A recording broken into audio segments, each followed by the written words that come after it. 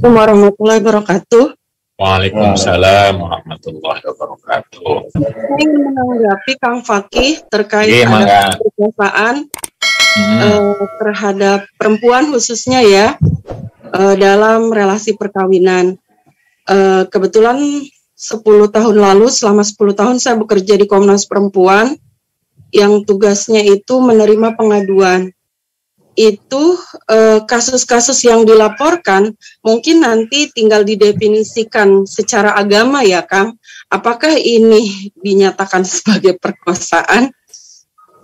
Kalau menurut saya sih iya, karena tantangan ketika berelasi suami istri ketika perempuan setelah melahirkan dan ketika perempuan sedang menstruasi. Jadi kasus yang dilaporkan adalah pemaksaan hubungan seksual ketika perempuan setelah melahirkan dan dalam keadaan menstruasi. Jadi contoh kasus yang dilaporkan ketika melahirkan itu si perempuan dia setelah disesar 10 hari itu kan masih belum bisa melakukan hubungan seksual. Nah, tapi suami memaksa untuk melakukan hubungan seksual. Dan seperti banyak kasus lainnya biasanya dengan dalil-dalil agama yang dipahami oleh perempuan itu bahwa ya harus melayani dan lain sebagainya. Akhirnya dia tetap melayani melakukan hubungan seksual dengan penetrasi dan operasi sesarnya sampai kebuka lagi gitu jahitannya.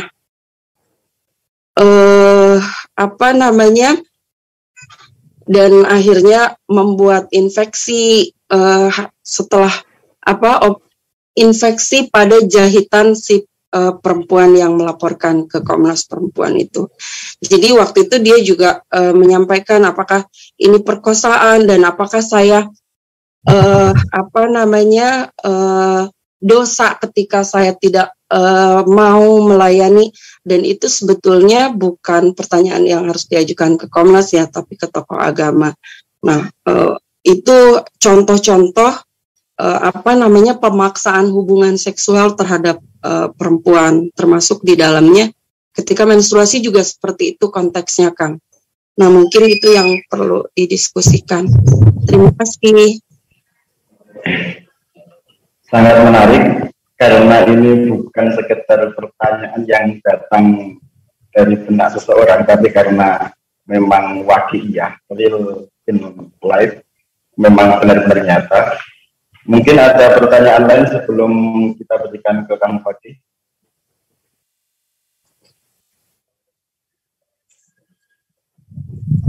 Dalam beberapa hadis,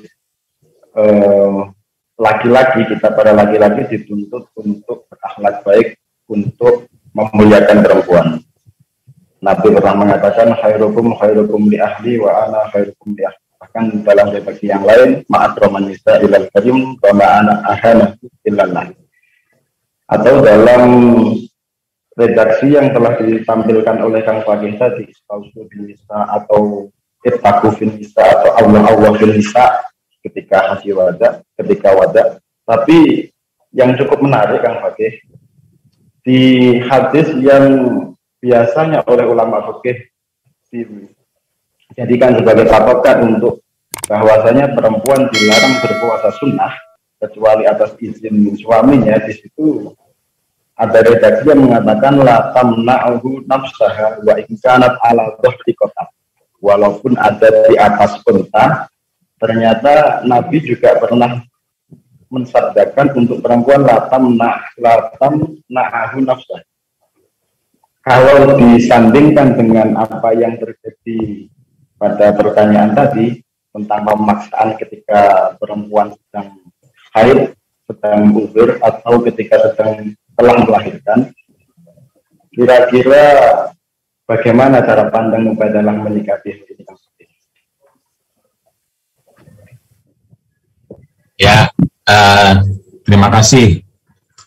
Yang pertama Mbak Siti Nurjana ya, kalau mengikuti cara pandang Afadil tadi, tentu saja jelas-jelas yang berdosa adalah laki-laki. itu kan jelas sekali menyakiti, jelas banget, melukai bahkan secara fisik, tidak hanya psikis. Jadi perempuan ketika menolak tidak berdosa, sama sekali tidak berdosa.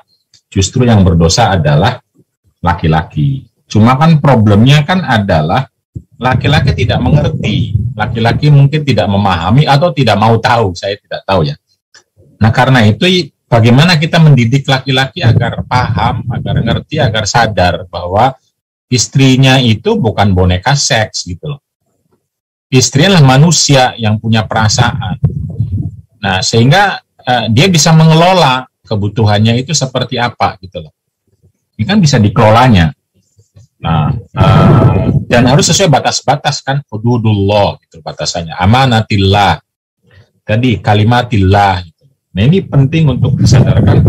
Kalau kesadaran ini muncul, saya kira bisa lah laki-laki mengelola nafsu itu, karena nafsu kan tergantung bagaimana kita mengelolanya.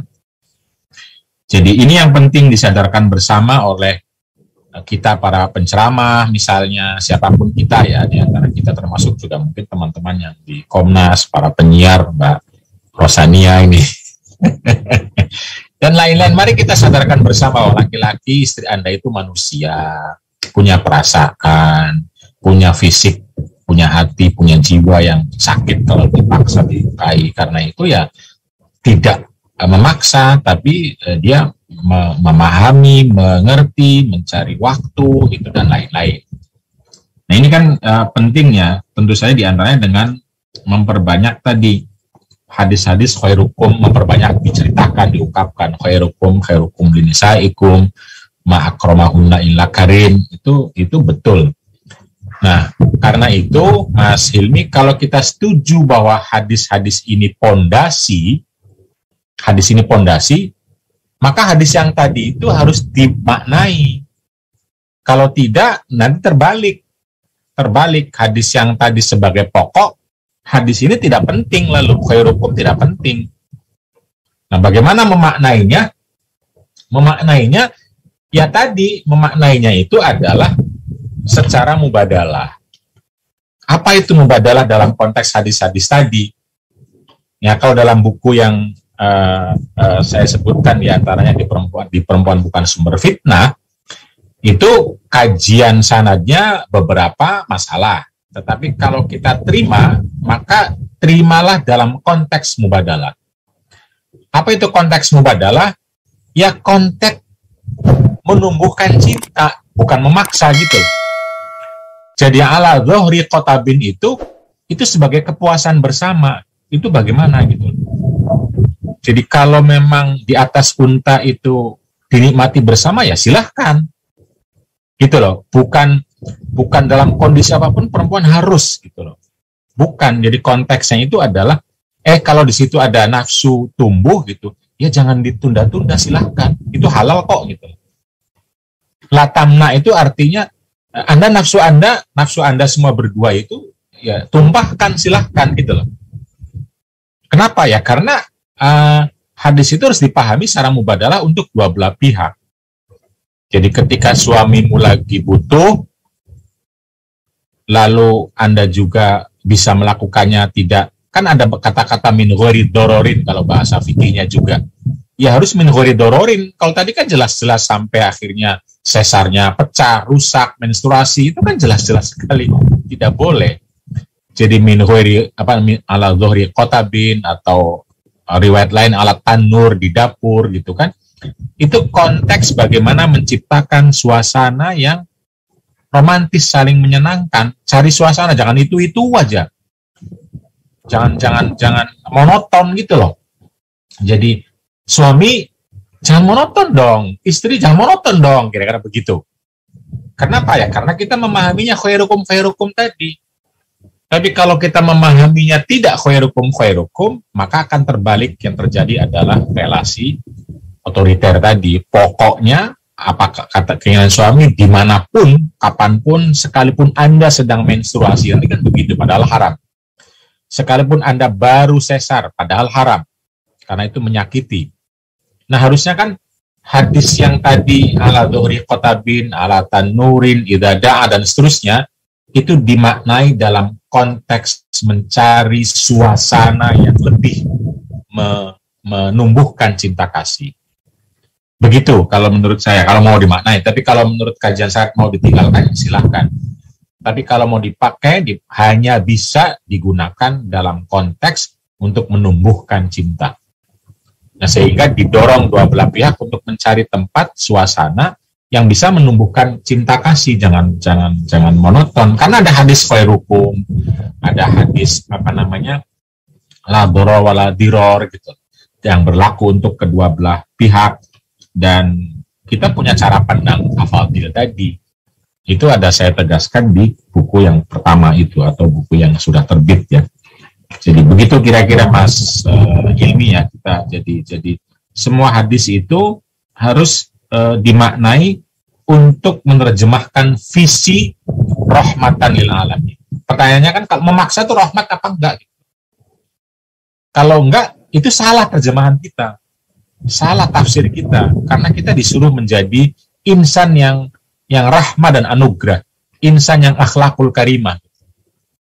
Kita salah menerjemahkannya, salah menafsirkannya, karena teks itu sesungguhnya kalau kita bicara ada konteksnya. Konteksnya itu kan ada perempuan yang sama sekali tidak mau melayani, gitu loh. Konteksnya itu beribadah terus, bahkan sampai pakai tambang, tidak mau, dan lain-lain. Itu terjadi pada laki, pada perempuan. Ada laki-laki yang beribadah terus, lupa sama istrinya. Ada istri yang beribadah terus, baru menikah saja puasa setiap hari. Itu hadisnya kan begitu, masih muda gitu, baru menikah, dan dia puasa terus dan malamnya sholat terus. Padahal kata suaminya, baca suratnya tuh panjang-panjang, bersurat-surat, padahal satu saja udah capek nunggunya. Nah, yang seperti itulah lalu Nabi bilang, jangan begitu dong, kalau puasa ngomong gitu. Ya sama dalam konteksnya, menurut saya laki-laki juga kalau mau puasa ngomong ke istrinya gitu. Karena Anda sekarang punya istri, Anda punya suami, jangan-jangan aktivitas Anda akan mengganggu relasi gitu, relasi. Nah, konteksnya kalau menurut saya begitu, memahami kebutuhan dan kondisi pasangan. Ketika Anda punya aktivitas, ketika Anda punya tujuan, ketika Anda nggak bisa, karepmu dewek sudah nggak bisa. Ketika Anda sudah menikah, maka kebutuhan Anda akan beririsan dengan kebutuhan pasangan Anda. Kebutuhan pasangan Anda akan beririsan dengan kebutuhan Anda. Karena beririsan, yang ngomong dong, musyawarah kan. Tarodin dong, bagaimana dinegosiasikan terus. Begitu kira-kira Mas Hilmi. Terima kasih.